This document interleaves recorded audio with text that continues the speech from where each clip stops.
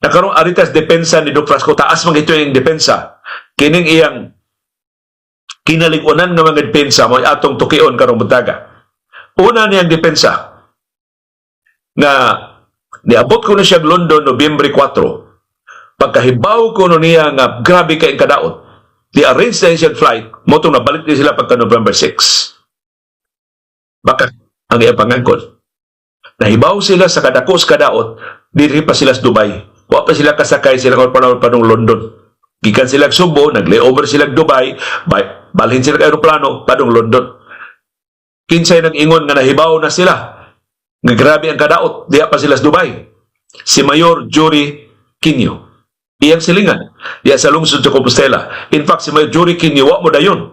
Pagsakay sa ilang flight padong London, nibalik siya sa Subo. Muto nakaabot siya on the same day, November 4. Pero pila nakaoras suman sa pagkusukuso sa Bagyo nga Setino.